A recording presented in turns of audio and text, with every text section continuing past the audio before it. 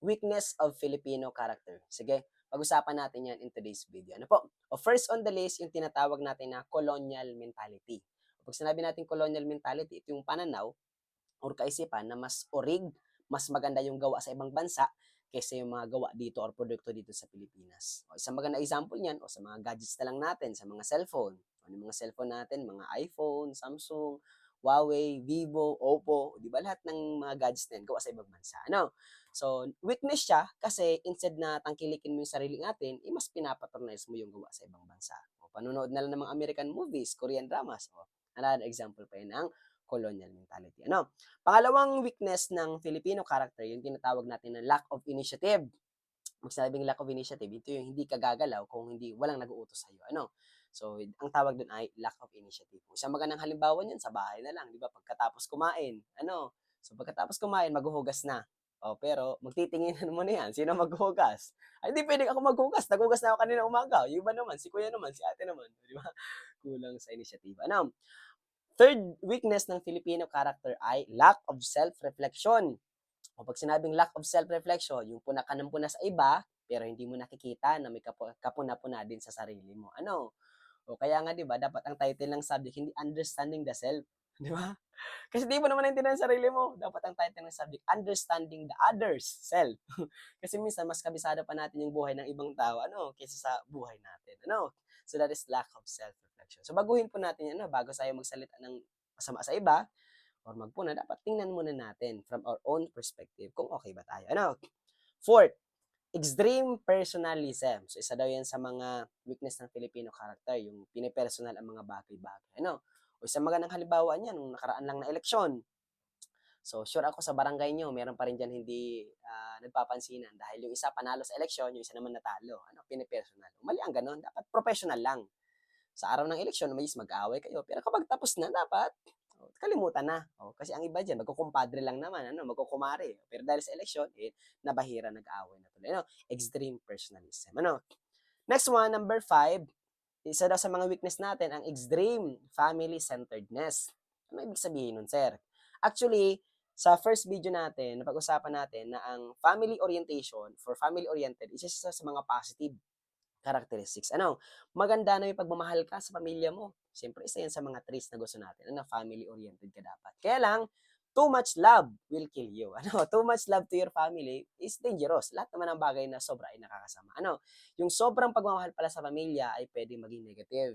Like for example, dahil sa sobrang pagmamahal mo sa pamilya mo, o nung binuli yung bunso mo, sumugod ka sa school, ang ginawa mo, sinuntok-suntok mo yun ng bully. And ang worst case scenario, napatay mo, di ba? So, ibig sabihin, isa sa mga negative. So, dahil sa sobrang pagmamahal mo, pwede kang makasakit. And ang worst case is pwede kang makapatay dahil sa sobrang pagmamahal. Kaya nga, too much love might be dangerous or too much love will kill you. Next naman na weakness ng Filipino character ay yung tinatawag natin na kanya-kanya syndrome. O pag sinabing kanya-kanya, wala kang pakialam sa iba. Ano po? Ang kabaliktaran ng kanya-kanya syndrome, ito yung tinatawag na tayo-tayo attitude ng mga Filipino. Actually, tinanong yan sa exam, alin daw sa mga sumusunod ang nagpapakita ng tayo-tayo attitude ng mga Filipino? Ang sagot doon ay sense of common good. So, ibig sabihin, dapat palagi mong iniisip, ano yung makakatulong sa iba? Example na lang, halimbawa sa board exam. Ako, gusto ko makapasa sa board exam. O yung mga katabi ko, gusto din nila makapasa sa board exam. Kaya kung ano man ang meron ako, meron din sila. Kung anong nire-review ko, meron din sila. Ano po? Kasi lahat naman kami dito gusto makapasa sa board exam. Ang tawag doon ay tayo-tayo. Sense of common good. O dapat tayo, ang iniisip natin, hindi lang pwedeng sa sarili kapakanan lang natin, sa sariling interest. Pangit yun. Dapat ang iniisip natin, ay ano din ba ang matutulong ko sa ibang mga tao? O kaya nga, naging weakness ang kanya-kanya syndrome. Hindi pangit yung iniisip mo lang palagi, yung sarili mo lang nakapakanan. Yes, iniisip mo din yung sarili mo kapakanan, pero iniisip mo din yung para sa iba. That is, tayo-tayo, sense of common good. Yes ba yung teachers? Next naman na weakness ng Filipino character ay yung tinatawag natin na forma over substance. O pag sinabi natin forma means yabang. Nangunguna ang yabang kaysa sa substance o yung matututunan. O ito ang tanong sa exam. Ang tanong sa exam ay, when does penchant for diploma becomes weakness? Pag tinagalog mo, pag sinabing penchant, kagustuhan. O question, maganda ba na may kagustuhan ang mga bata na magkaroon ng diploma? Ang sagot ay yes, di ba?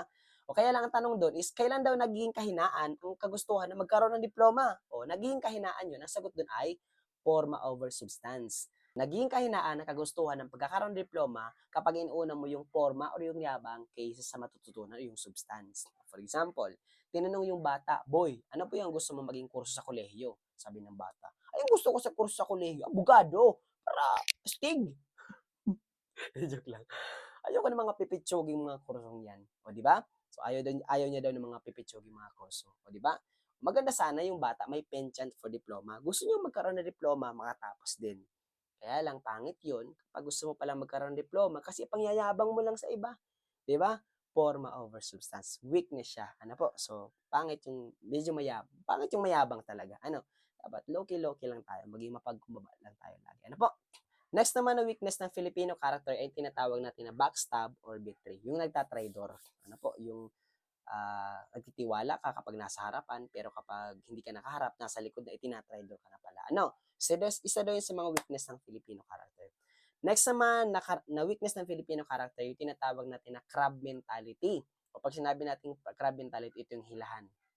Alam mo yung mga Pilipino, galit yan kapag may umaasenso, kapag may sumisikat, ano, kapag may yumayaman, ano, hihilahin yan pababa. Ano, kaya nga, siguro maganda kapag low ka lang. Ano, gulatin mo na lang sila ng mga plano mo sa buhay. Ano po, so that is crab mentality, hilahan. Ano po, pangit actually yung hilahan.